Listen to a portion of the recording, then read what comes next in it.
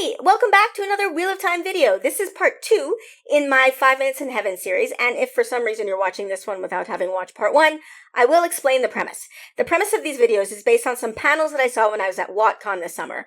WoTCon being a Wheel of Time convention. I will link it in the description below. You should check it out, although the next con won't be till next summer. Anyway, the premise of these panels was basically, if you could add 5 minutes to all of the Wheel of Time TV show episodes, what would you add? And the rules were, you couldn't add more than 5 minutes.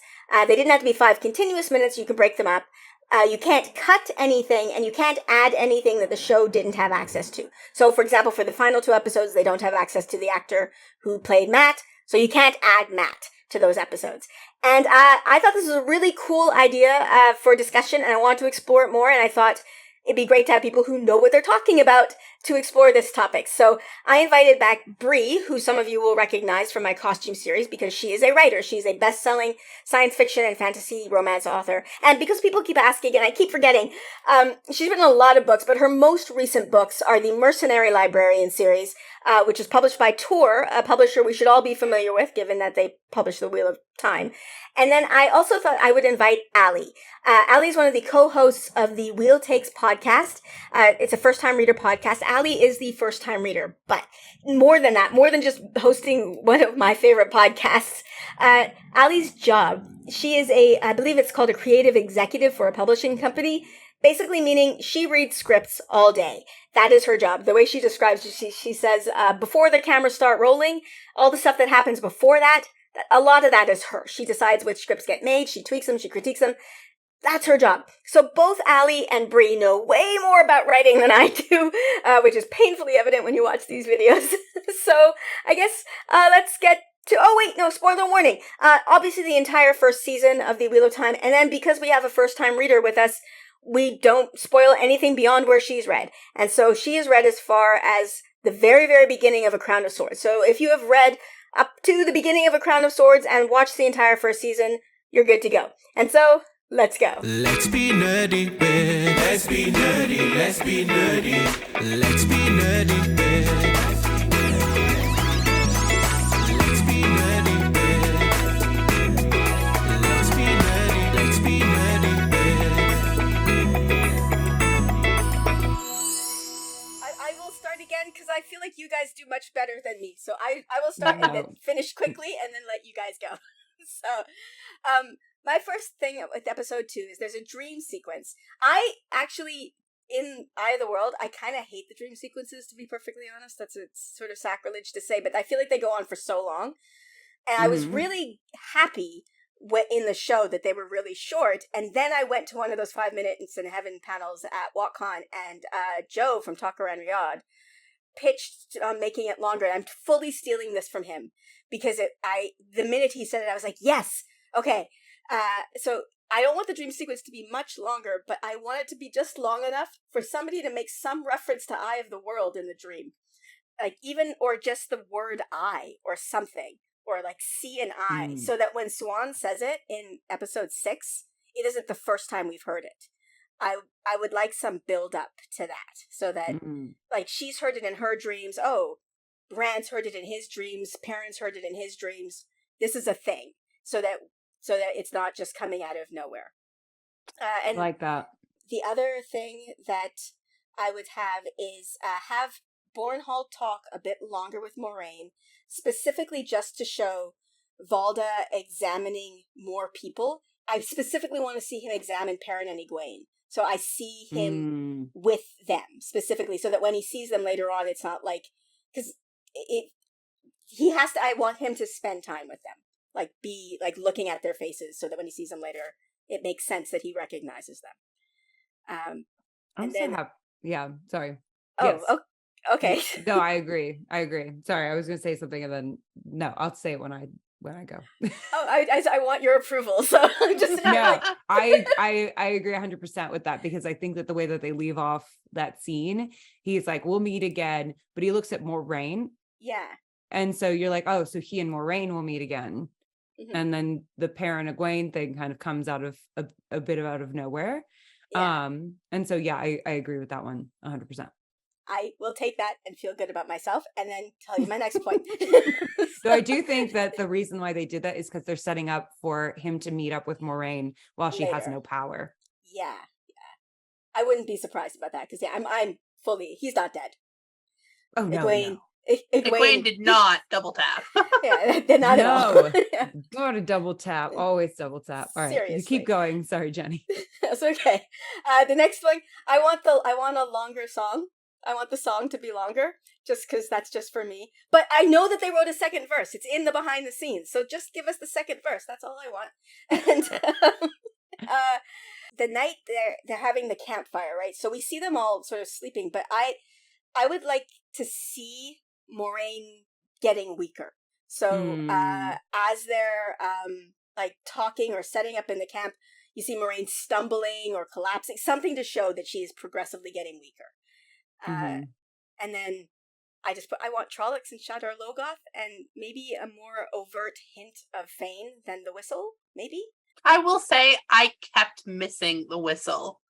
Like, I if I weren't in fandom, I don't think I would have caught the whistle in Shadar Logoth. I had to listen many times to finally because ADHD brain, I'm not always focused on the right things at the right time. So I did miss that a couple times. I think the only reason relate. I caught it is because I filmed myself I didn't do official reactions to it, but I filmed myself watching it for my patrons, and so I had headphones on. Yeah. I think if I didn't have headphones on, I wouldn't have caught it. That's a really good note. Yeah, it's a really good note. Ooh, look at me giving out good notes. I think that's a really good note. I think Matt finding the knife and the sinisterness of that could have gotten enhanced a little bit too. Yeah, I think he did say don't touch anything, but it was kind of, it felt a little like a offhand comment. So I feel like they could have enhanced the tension of that a little bit more. Yeah, him examining Egwene and Perrin would have been good too. Especially after, now I'm forgetting, does he examine them before or after Perrin and Egwene are learning things about themselves, like before or after the wolf thing and before or after I think Egwene learning she can channel? Egwene knows because she can channel. Yeah, because afterwards she's like, you lied to him. I think I think if they put those two scenes beforehand, that they could emphasize the tension of Perrin thinking maybe he's a person who can channel because of the wolf encounter, and Egwene just having learned that she can channel. Yeah, I think they could emphasize that a little bit more as oh shoot, so am I an Aes Sedai? Would I be somebody he would kill for this? Because I'm not an Aes Sedai, but I can channel. I didn't even think of that. I just wanted him to see their faces. Yeah. Though I think there's room to play with the tension for them there. Yeah. This was, like you said, this was a really tight episode. So I had problems thinking of things that I thought would enhance it. But I was just what would you add if you just wanted to see fun things? And I think that this might be the only episode where we could, if we wanted to take something from the books that I think a lot of people missed, Lan giving the boys some weapons training, because this is one of the few places where maybe at camp at night be they have a lot of time, sword, maybe all of them are definitely getting a training montage next season because Matt's gonna be with Hamar. Lan and Rand are going to be together, and Perrin's going to be with Ingtar and Uno. So they're all definitely getting weapons training next season off camera, where they're all right, so we got to get you up to speed, farm boy. Yes. To fight. So my other one, okay, I have a pitch, and this is gonna this is a two-parter because it pays off, or three-parter because it pays off in episode 5 and then episode 8. So I'm really going here. I would think that I would like to see Egwene try to help Moraine, with wisdom healing, and be frustrated that she can't do anything. Because she knows she can channel now, and so that would really make her want to learn the healing. If she's frustrated because she's trying to help Moraine with the stuff that she's learned from Nynaeve, and it's not enough to get it done. Like she can't do anything. And so I want to put this need to learn healing, and we will put a pin in it and come back in episode 5. Yeah. Oh yeah. And just in general, I think they could thread through a little bit more Perrin's increasing panic about the wolves and like what the wolves Mm-hmm. you know, because I think people were like, well, what about Perrin and the wolves? Why isn't that happening? And I think what they were doing and what they're going to continue to do is play with the uncertainty of like, am I going mad? Am I magical? What is this? And, you know, so introducing Elias too early takes away a lot of that tension. But I think they could have played with that more, the fear of that even more, you know, because right now it's kind of like the wolves come up and lick him in this episode, right? Yes. And so I think this can be a start of him kind of like, and granted, it's all internal. So, you know, finding ways to externalize that more. What the parents hard. Yeah, I think they could thread that through just a little bit more in some ways. Like I'd love to see more of parents in panic, but having to keep it chill, but panic. Again, very keeping that from everybody else. Same thing with Matt and the dagger. I'd love to start to get a little bit more of an inkling that something's wrong in this episode. That they're all keeping these secrets from each other. I'd love to see that. All right, episode 3 actually was the hardest one for me. I feel like episode 3 is so tight. It really is. The only thing, literally the only thing I think, and this is the only one I actually really mean, is in Perrin's dream. Again, I just want to add something about an eye. Just add something about an eye so that we're building that up as a thing. And then the rest of my notes get increasingly vague. It's just, more Matt Dana. More Dana in general. I just really, really, really like Dana. And then I'm not quite sure how this could work, but I would like to see some Nynaeve Moraine interaction because I love them. I just love their dynamic together. But Moraine's unconscious for most of this episode, so I would like to see some conscious but sick Moraine and Nynaeve caring for her as she's like awake. That would be cool. I don't know. I would like to see that. And then I put, this is a very bad 80s or 90s scene. This would never fly in television today, but it would definitely have flown in the 80s or the 90s. We could have Dana and Tom do a duet because she can sing. That actress can sing. She can sing. Yeah. We Dina Dana.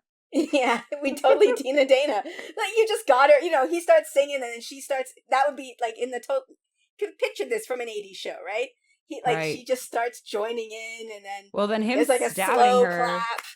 Clap. Him stabbing her would be way more brutal. If they like when you sung together and you stab some gal in the throat, that same gal in the throat, that's brutal.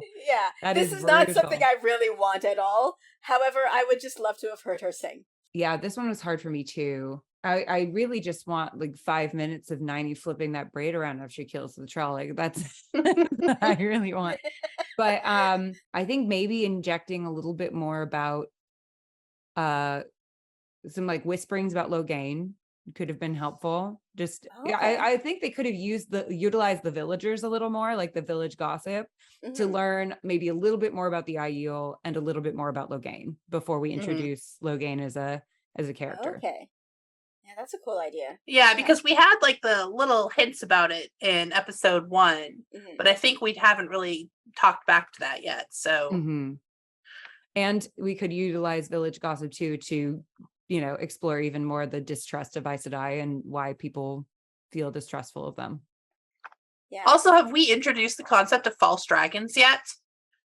No. No. I mean, if Matt and Rand are feeling stressed out, having some villagers talking about false dragons would maybe, you know, amp that up a little. Amp that tension up a little bit.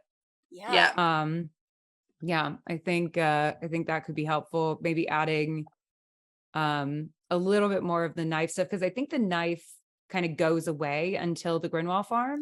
Yeah. And I think, you know, there could be 1 or 2 kind of little references, like when Tom steals their money, does Matt kind of reach for his dagger? Yeah. Like, you and know, maybe have like whispers or something, like, to show that something. this is, yeah. Yeah. I think Because that, I know yeah, if you know Matt, like, if as book readers we all are like, oh, he's being a dick because of the knife, but if you don't know that, you're just like, well, he's being a dick because he's a dick. Like, that's why he's just being Like weird. his So mom said. yeah, yeah, exactly. Like, you're you're not just going to end up seeing, like your dad. yeah, Yeah. I think, yeah, having a little bit more of a thread for that knife would be really interesting, especially because Tom is a knife throwing gleeman. You know, there's just knives everywhere. yes. Um, God, yeah. that ending caught me. Like, that everything, Dana got me so much. I did not see her coming at all. Everything I about liked it. her. I Oh, liked I her liked so her a much. lot. Yeah. Yeah. I love that they used her as a way to explain the kind of setup in terms of for Inktar, kind of what his whole reason for being is too, which is that, you know, sometimes people in this world that can be very morally gray go too far into gray. They think, you know, they think that the world sucks. I'm just grabbing my life jacket at this Yeah. point. And, you know, it seems like this side's the one that's going to win. So I want to be on the winning side so that hopefully my family doesn't get totally screwed. Yeah. Yeah. 'Cause, Like they you know, have been for the last 100 generations. exactly. Yeah. Exactly. Maybe I will be able to elevate myself beyond what my lot in life has been, what the patterns churned me out to be. Mhm. You know, and I think that also potentially sets up some interesting things for like the nuance of like the Forsaken. Mm-hmm. You know, that what's their, yeah, we're kind of learning a little bit about their background in the books right now, but what's their reasons? What are, you know, everyone's got Yeah. reasons for being. We're not just born bad, stay bad, die bad. Okay, I have like literally one thing written down here, Okay. and it is, tell me what they're mining in this town, goddammit. Is it old cities? Give me the world building, even if it's just a tiny bit. Are we just Yeah. going to have that statue earlier? Because like I feel like one thing that we were rewatching it on my Discord and we paused and we kept zooming in because like it really looks like they might be digging out like old skyscrapers from inside this mountain or something. And so like I'm really interested, and there's very little until episode 8 to like make it clear that this is a post far future apocalypse world, that this was a high tech world. I mean, you can like sort of see those buildings at the very beginning in episode 1, like, you know, the ruins of the buildings, but I would like a little more of a hint that this might be like that they might be like mining, you know, old skyscrapers or something like industrial. Because we kept trying to figure out what they were pulling out of that mountain, because it didn't look like you know, ore or something. It looked like processed, you know, rubble of something previous. So that was like archaeological dig. Yes, I want to know what you're pulling out of that mountain. Give me a little more world building. Yeah. Yeah. And like you could weave that in with Ali's idea of them talking about the false dragon, like they could hear. Yeah. Oh. What do you know?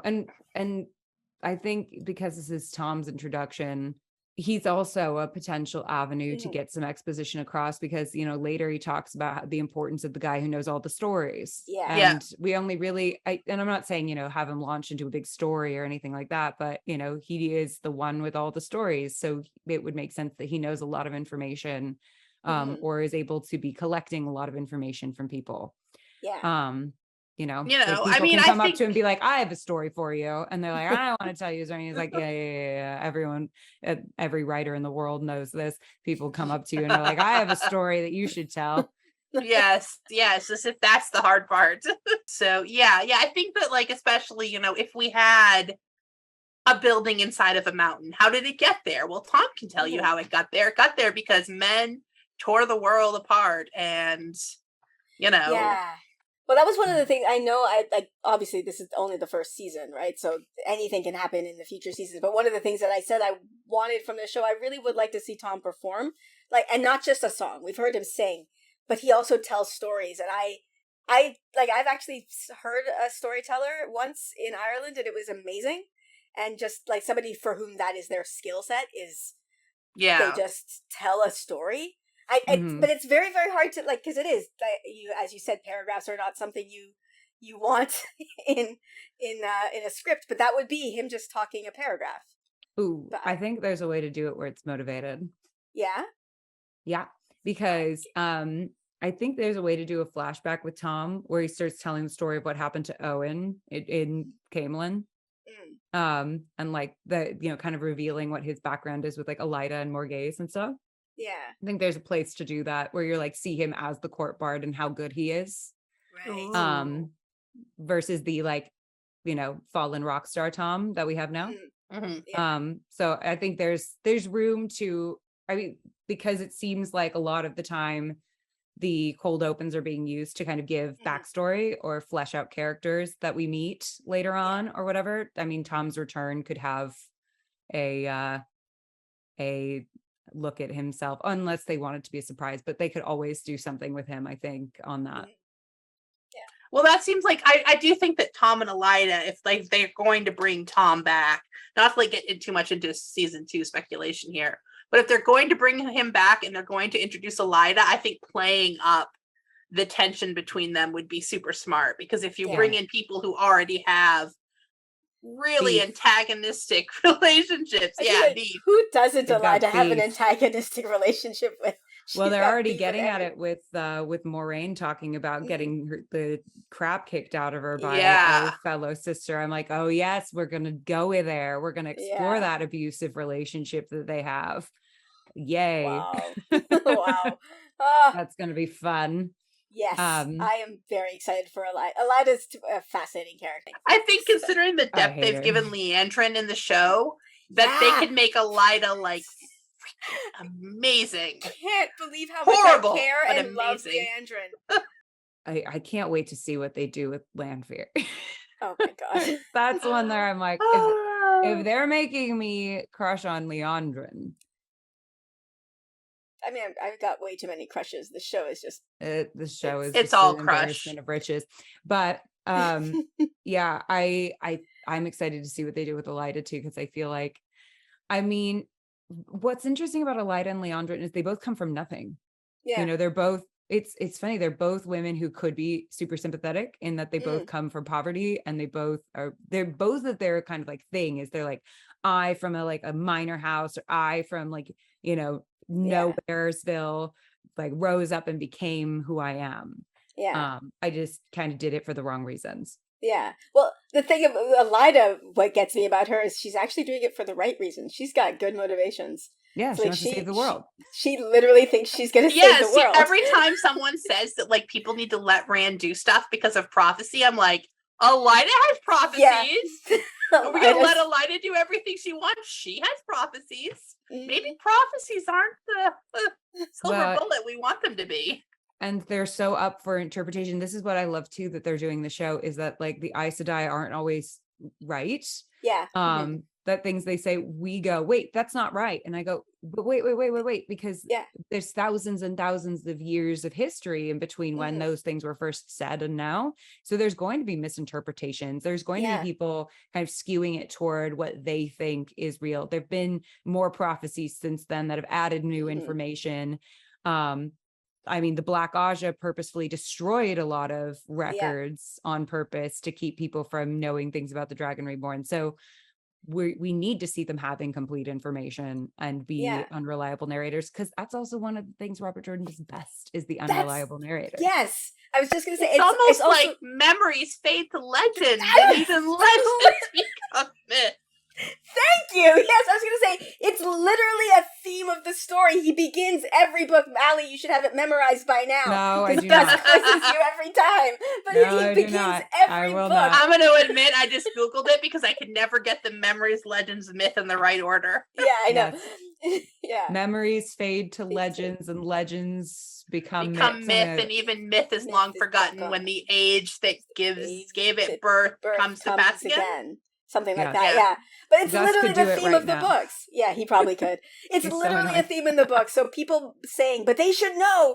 Like, Jordan literally began the book explaining that they shouldn't know. Like, every single book, he begins that way. Well, I'm trying to think, like 3,000 years. I mean, think of all the things that have happened and have been lost in 3,000 years. I mean, the burning of the Library of Alexandria. I'm learning right now about Timbuktu and all of the history that got lost because of colonization. That's being, and then, all these other things. I'm reading this book called The Badass Librarians of Timbuktu, where they talk about saving all of these ancient manuscripts from the Taliban. It's really good so far. But I'm learning a lot about how like a lot of African history has been completely lost because of colonization and erased. And, thousands of years of progress is just up in smoke. Oh gosh, think about what Arthur Hawkwing did. Right? He just like rampaged through there, and then he hated all the Aes Sedai, so he probably obliterated everything in his giant empire. Right? And I mean, I'm trying to think, like 3,000 years ago, we were, I can't even off the top of my head go, okay, so it was, what were we even doing 3,000 years ago as a species? I mean, I think it was pretty pre-written word. No, it's just like the Bible. There's some of the Bible was area written 3,000 years ago. Yeah. Okay, so look at all the misinterpretations that have been happening because of one book that was written. No, that book. Everybody agrees on the interpretation of that book.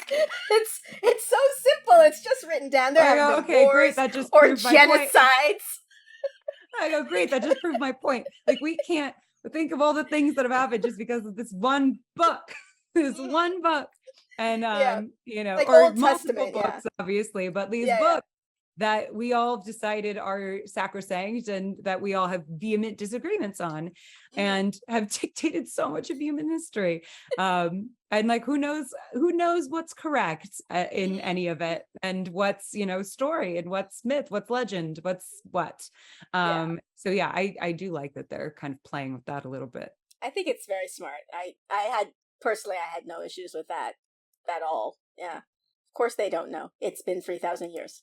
It's been 3,000 years. Yeah. Yeah. Moraine can't know everything. Maybe one other thing, but I don't know where they would put this. I would have loved to see Leandrin capture Logain. Oh yeah. I don't know where they would have put it. Yeah, I don't know. Because she's so not the focus of this episode. But so it might have felt really shoehorned in, but I would have loved to, because there's such an open question right now as to how she did it. Yeah. Well, they do say, like, they snuck into his camp at night while he was sleeping. They say that in episode 4. But okay, what's the cold open of episode 3? Cold open, Nynaeve escaping. Oh, then you gotta have that. You gotta have that. That's too big a question mark for me. Yeah. I would have loved to see how she did it, and maybe a moment of her like wanting to gentle him. Then I don't know. I don't know if it would have added a ton, but it would have been cool. Cool, yeah. It totally would have been cool. Okay, well, I hope you enjoyed that. I loved this conversation. I love talking with people who know what they're talking about. It's so eye-opening and educational. They're both so good at putting things together and making connections that I just don't see. They're amazing. And, but anyway, let me know your thoughts, in the comments below. What would you add to these 2 episodes if you could? Like I said, let me know in the comments below. And if you like my content and you want to support me, I do have a Patreon, and that is linked in the description below. I am so grateful to my patrons. This channel would not exist without you. So thank you so very much. And, with that, I am going to end this here. So please like, subscribe, and I'll see you for part 3. Sorry, can I swear on this channel? Yes, you can. Okay, thank God. It's also pre-recorded, so I could beep you if I wanted. That's true. That's true. I should have thought of that. We're doing it live.